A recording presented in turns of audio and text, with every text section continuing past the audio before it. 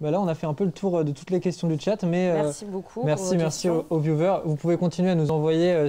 Là, on va passer donc à la dernière partie, la partie des conseils. Ouais. Si vous voulez si vous voulez des conseils globalement, mettez-les nous sur le chat et on fera passer à nos trois invités. C'est le moment. Donc on peut lancer le super jingle conseil. Encore une fois. Ce sera le dernier, je crois. Les conseils. T'es chauffé quand même. C'est le dernier. pour, les Donc jingles, hein. comme c'est le dernier, voilà, je repasse un appel. Si vous cherchez des gens pour faire des jingles, je suis disponible. Donc voilà, tout à l'heure, on vous a montré un peu. Donc on allait voir des jeunes dans la rue, on leur a demandé un peu les idées reçues qu'ils avaient sur ce thème. Mais en fait, la plupart, ils voulaient surtout des conseils. Et du coup, on a 2-3 petites vidéos qu'on va vous montrer, puis vous allez pouvoir leur répondre. On peut envoyer la première. Comment ils font pour que ça marche aussi longtemps? Maintenant, les relations, elles durent beaucoup moins longtemps, et alors qu'à l'époque, on voit nos grands-parents, ils se rencontraient à 20 ans et ils finissent leur vie ensemble. Donc avoir un petit conseil sur la durée des relations, ce serait cool. Comment continuer à être épanoui dans une vie sexuelle et sentimentale? Comment on fait pour durer et garder son désir quand on a un corps qui change, quand le corps de l'autre change et vieillit? Quelle stratégie on peut mettre en place pour garder du désir? Alors peut-être tout de suite sur la deuxième question. Est-ce que quelqu'un, Catherine, allez-y. Comment on fait pour que le désir il tienne encore? Alors d'abord, il faut réussir à être en bonne santé. Ouais. Voilà. Donc j'essaye d'avoir des activités physiques. Bon, je cours pas le 100 mètres en 10 secondes, hein. Mais pour moi c'est important de bouger. Et en plus, quand je bouge, je fais de la randonnée, je fais de la marche nordique, je fais de la gymnastique le week-end. Je rencontre des gens, donc j'ai une vie sociale. Je peux discuter. Voilà, je me sens pas toute seule. Donc ça, je pense que c'est vachement important. Parce qu'on se sent bien dans son corps, dans sa tête. Voilà, faire attention à pas se recroqueviller dans son coin. Là, dans mon journal gratuit, je lisais un article qui disait que les gens avaient tendance, avec le Covid, à se recroqueviller sur eux-mêmes. Donc, il faut faire vachement attention à ça. Puis, comment faire pour que la relation dure? Je sais pas. C'est ce qui fascine beaucoup les gens de notre génération. Quand on voit vos couples qui durent autant de temps, ça nous fait ressentir quelque chose. Et c'est ça le message qu'ils vous font passer. Moi, je dirais qu'il faut quand même faire des concessions. Oui, c'est sûr. Faut passer par là. Il faut, enfin, même si parfois c'est très difficile, hein, ne pas croire, hein, mais... Vous pensez à quoi, par exemple? Vous avez des idées? Je sais pas, non. Enfin, je sais pas, ça me viendra peut-être, mais il faut faire des concessions, mais au quotidien, plusieurs fois par jour peut-être, hein. Ça veut dire mettre de côté sa fierté, par de exemple? temps en temps, oui, il faut s'exprimer, il faut dire aussi. Même si ça choque l'autre, il faut le dire, Mais qu'est-ce que tu en penses, toi? Dis-moi. Je crois qu'il faut être tolérant. Oui, il faut être tolérant aussi. Il faut être tolérant, il ne faut pas se... Enfin, on regarde l'image inverse de couples qu'on connaît qui se sont séparés sur parfois des conneries pas beaucoup plus grosses que celles dont on parlait tout à l'heure. Les petites chamailleries. Mais par contre, avec, je dirais... Ça monte, la mayonnaise monte, il y a intolérance des deux côtés et ça finit par faire boum, quoi. Donc il faut désamorcer. Je crois que c'est le plus important, c'est ça. Et ça passe par la communication. Et ça passe par la communication. Il faut parler, évidemment. Il faut s'exprimer, même si c'est difficile parfois, hein. C'est pas parce qu'on se connaît on connaît pas toutes les facettes quand même de la personnalité de l'autre. Il y a toujours des faces qu'on ne connaît pas. C'est bien, heureusement. Encore maintenant, on est très complexe, on évolue aussi avec le temps. On n'est pas comme on était à 20 ans. Donc il faut qu'on s'habitue. Ouais, la communication, c'est très, très important. Très important. Voilà, et après... Il faut communiquer. Et vous découvrez encore des choses sur vos couples respectifs, sur la personnalité de l'autre. Sur la personnalité de l'autre, oui. Oui, tout à fait. Oui. C'est fou, ça. Ouais. Au bout de 30 ans. Vous vous rappelez des parce qu'on évolue. Parce qu'on évolue. Oui, c'est vrai. Et on n'évolue pas forcément en parallèle. Et le monde autour de nous évolue aussi. Par exemple, tout ce qui se passe en ce moment, on n'a jamais été confronté à ça. Donc on a des réactions qui sont en général à peu près du même ordre, mais avec des points particuliers, des choses sur lesquelles on peut discuter. C'est vrai, on s'adapte à notre environnement aussi. Ok. On va pouvoir passer au deuxième conseil. Au deuxième conseil, Sam. Moi, je leur demanderais si eux, ils ont des regrets et quelque chose que eux, ils auraient aimé changer pour pas faire les mêmes erreurs. Mais on n'a pas fait d'erreur. On n'a jamais fait d'erreur. Ah, bah si, des erreurs, évidemment, on en fait toujours. Enfin, c'est lié à notre nature humaine. Alors, est-ce que vous vous rappelez, peut-être Catherine, d'une erreur, ça peut être un petit truc, mais que vous auriez aimé éviter si vous pouvez revenir pour vous parler à vous à 20 ans, vous dire surtout, attention, fais pas ça. À votre moi il y a 20 ans. Ouais, c'est difficile ça. C'est très difficile. C'est difficile. Ouais. Et est-ce que vous avez, je sais pas, un regret ou... Il y en a un, moi j'en ai un, mais qui n'a pas de rapport avec notre relation. C'est de ne pas avoir appris la musique. Ouais. À la base, je veux dire. Hein, ça va. Parce que j'adore la musique, j'adore chanter. Mais sans avoir eu de formation. Et ça, je trouve que c'est la seule chose. Par ailleurs, je félicite mes parents parce qu'ils m'ont donné une éducation bien. Sauf ce petit bémol-là. C'est pas trop tard, Jean-Michel. Je profite, là, je vois les questions du chat, on parlait des concessions juste avant. Il y a Petit Diplodocus, toujours lui, qui demande où placer le curseur entre faire des concessions et garder sa personnalité et ses ambitions. Ah, une vraie question. C'est une vraie question, oui. Ça, chacun voit en fonction de sa propre personnalité. C'est déjà quelque chose que vous vous êtes dit, jusqu'où je fais des concessions pour pas me perdre finalement évidemment, dans ma relation. Évidemment, sinon on est perdu, on se fait phagocyter par l'autre. Ce qui est intéressant, c'est que voilà, les interrogations qu'on a, c'est des choses que c'est des questions que vous vous posez encore, que vous êtes non, on ne se les pose même pas. On ne se les pose même pas. On a l'impression qu'on passe un peu par les mêmes stades en fait. Et vous avez Catherine, par exemple, vous avez le souvenir de moments où vous avez dit non, là-dessus, je fais pas de concession. Bah oui, ça m'arrive tous les jours. Ouais. Là-dessus, non. Par exemple. Mais oui. Sur quoi, par exemple? Je sais pas, sur des bricoles, sur rien. Parce que pourquoi c'est important de ne pas faire de concessions sur certaines choses? Non, parce que moi, je suis assez directe. Je suis assez directe, donc j'ai tendance à exprimer ce que je ressens, et puis après ça, me dire, t'es allé un peu trop loin, là, t'as forcé un peu les choses. Et vous allez vous excuser, du coup? Voilà. Ouais. Voilà. Ce qui fait beaucoup rire nos régisseurs.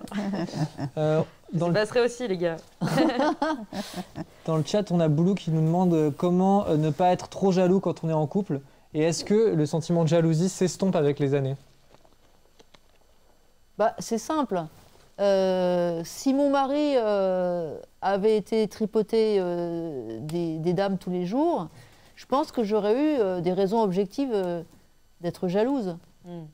Donc il y a vraiment l'attitude du conjoint. Mais parfois la jalousie, ça peut aussi être un peu des fantasmes ou des choses qu'on plaque. C'est pas forcément uniquement basé sur le comportement. En tout cas, est-ce que vous avez l'impression que est-ce que vous avez été jaloux déjà un moment dans votre vie? Non. Non, pas jamais.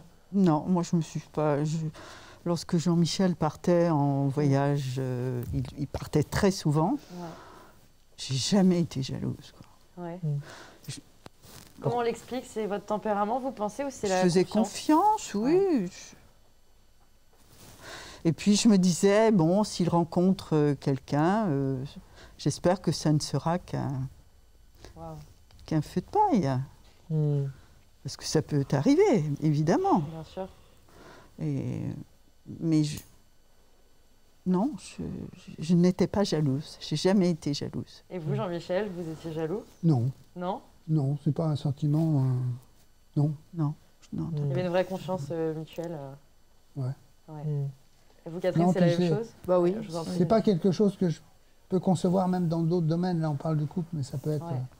Peut être jaloux dans le milieu professionnel, etc. Mais non, ça m'a jamais effleuré, ça. Ok. Et vous, Catherine? Bah, La non. jalousie, est-ce que c'est la même chose? Vous n'avez pas forcément été jalouse Non, mais je pense que les circonstances ne justifiaient pas que je sois jalouse. Oui, c'est ce que vous C'est ça, disiez, hein. effectivement. C'est ça. On va pouvoir passer au troisième conseil, Sam, si t'es... Troisième conseil. Comment être en relation alors que par exemple on se connaît pas encore vraiment soi-même ou on n'est pas totalement en confiance avec son corps, avec sa tête, voilà. Ouais, c'est la question Ça, de c'est- quand on a 20 ans, voilà, on n'est pas forcément très confiant avec soi-même. Bah, dans ce cas-là, tu dis, bah voilà, j'ai 20 ans, je ne sais pas très bien où j'en suis. Je pense que j'ai envie d'être avec toi, mais je ne suis pas sûre de moi. Faut le dire franchement. Il faut dire les choses. Faut dire les choses. La communication, ouais. Vous aviez l'impression, vous, d'assez bien vous connaître quand vous aviez 20 Mais ans? nous n'étions pas des bébés hein, lorsque nous nous sommes connus. Hein. Moi, je travaillais déjà en tant qu'infirmière et je vous assure que ça demande une maturité. À 20 ans, j'étais très mature déjà. Donc, là, j'avais quel âge? J'avais 26 ans, là. 26 ans. J'étais quelqu'un de très mûr, enfin, très... Ouais. Et vous, Catherine? À 20 ans, est-ce qu'on se connaît à 20 ans? Bah, oui, on connaît une bonne partie déjà. Bon, à 20 ans, moi j'étais étudiante, je savais un peu les études qui m'intéressaient, que je voulais faire. Et à cette époque, l'amour, ça avait quelle place dans votre vie? À 20 ans, je fréquentais pas trop. Ouais. Alors qu'il y avait des filles de mon âge qui avaient déjà des vies très, très établies. Mais moi, c'était pas mon cas. Et est-ce qu'il y a un conseil que vous auriez aimé avoir au niveau des relations amoureuses quand vous aviez 20 ans, qui vous aurait aidé? Non, je vois pas particulièrement, non. Non, et puis au final, voilà, on se construit petit à petit. S'il y a des choses qu'on ne savait pas à 20 ans, on laisse à 25 ou à 30. Ok. Je vois Boulou dans le chat qui nous demande s'il faut être honnête au quotidien avec sa moitié. Et cette personne précise quand il pue du bec, par exemple. Le matin. C'est quand il pue du bec le matin, par exemple. Ah, ça Est-ce qu'il faut être honnête au quotidien? Oui. Ouais. Bah oui. Oui. Même quand il pue du bec, il faut... Bah oui. Faut lui dire, va te laver les dents. Et j'ai une autre question de Je vais Boulou. te couper les cheveux. J'ai une autre question de Boulou qui nous demande comment s'est passée votre première fois et est-ce que faut-il avoir la trouille, demande Boulou. La trouille? La trouille? En tout cas, est-ce que vous aviez la trouille? Est-ce que c'était... Ah non, alors. Tout le contraire. Non? Ouais. Pas du tout. Ah non, pas du tout. C'est l'excitation, au contraire. Mm. Ouais. Ah ouais. Et ça vous appréhendiez pas spécialement avant On s'est jamais posé de questions. Non. Et vous Bah non. Bah, c'est pas le jour où avoir la trouille. Non, mais ça peut arriver quand même. Même si bon c'est pas le bon jour. Bah, je sais pas. Ouais. On a encore des questions? Alors, je vois une dernière question de Denolari qui demande est-ce que vous pensez que la jeunesse d'aujourd'hui est mature plus tard? En comparaison, je suppose, à la vôtre. à la jeunesse de votre. Peut-être. Est-ce qu'on est mature plus tard? Les enfants sont... Enfin, vous, en général, vous êtes beaucoup plus protégés que moi, je n'étais. Ouais. En tout cas. Moi, j'ai pas eu une enfance très protégée et je pense que ça m'a donné de la force pour après. Alors, en même temps, je pense que nous avons beaucoup protégé nos enfants aussi. Ouais. Voilà. Qu'est-ce que vous entendez par protéger? Protéger, tout d'abord matériellement. Bon, ça commence par là, et puis... Entourer, aider dans les études. De l'aide, de la présence, simplement, de l'écoute. Est-ce qu'on est plus entouré? C'est peut-être ça? Je pense que vous êtes plus entouré. Enfin, moi, je parle de ma propre expérience. Vous vous êtes trouvée vite indépendante, vous diriez? Ouais. Oh, vite, j'avais 20 ans quand je suis partie de chez moi. Quoi. 21 ans, non, parce que Et les si jeunes, par la exemple- majorité, c'était 21 Oui, c'était ans. 21 hein. ans. Et les jeunes, par exemple, qui aujourd'hui partent de chez eux au même âge, est-ce que vous les trouvez aussi matures que vous l'étiez, vous, à 20 ans? Je crois pas. Comment Je le ressens pas comme ça. Je trouve un peu plus... oui, un peu moins mature, oui. Un peu plus bébé. Oui. Apparemment. Oui. Oui. Vous êtes moins intelligent que nous parce que vous passez beaucoup plus de temps sur les écrans. Alors, ça a des bons côtés aussi. quel est le rapport avec la maturité? Ça, Vous pensez que ça appauvrit vraiment les écrans en permanence comme ça? Ah ben je pense, oui. Il y a des tas d'études qui montrent que plus le temps passe et moins on est intelligent parce qu'on n'arrive plus à se concentrer 10 secondes sur un truc. On a besoin de passer immédiatement à la seconde qui suit à autre chose. Vous avez vu, on n'a pas regardé. Bon, là, on regarde l'écran de l'ordinateur. Non, non, c'est notre portable. Moi, je suis sur Facebook 1h30. Vous avez été vachement concentrés sur... On était focus. Ouais. D'ailleurs, on a du mal là. Non, c'est pas vrai, c'est pas vrai. Mais on a quand même accès aujourd'hui avec Internet à une multitude de choses qui, j'imagine, révolutionnent quand même le GPS. Moi, sans GPS, je ne sais pas comment vous faisiez pour conduire avant. Je me demande comment vous faisiez. On avait des cartes. Il y avait des cartes. Ah, mais moi, je peux vous donner. Alors nous, c'était terrible en voiture. Terrible. J'avais la carte. Ouais. Je lui disais, maintenant, il faut que tu prennes la deuxième à droite. Mais comment on voit ça? Et il me disait, t'es sûr? Je disais, oui. T'es vraiment sûr? Et au bout d'un moment, je prenais la carte et je la balançais dehors. Et ben, regardez les panneaux. Chez moi, c'était pas pareil. La première voiture où mon mari a eu un GPS, j'étais pas contente du tout parce que moi, je lis parfaitement les cartes. Et avec des cartes routières, je sais tout. Et donc, j'ai eu du mal à admettre l'outil. Jusqu'au jour où on s'est retrouvés en ville. Et en ville, j'étais complètement paumée. Et donc, maintenant j'ai totalement admis le GPS. Mais au début, par rapport à ma compétence à moi, ça me choquait. Bon, c'est complètement éloigné du sujet, c'est ma faute. Voilà, on a fait un peu le tour des questions du chat. Moi, j'avais une dernière question pour finir. C'est donc ça fait 34 ans que vous êtes mariés. 45, c'est ça, il me semble. Non, bientôt 45. Bientôt 46. Qu'est-ce que ça vous a appris Qu'est-ce que ça nous a appris? La vie. Qu'est-ce que ça nous a appris? Sur vous-même, sur la relation Moi, je pense que ça m'a permis de m'épanouir.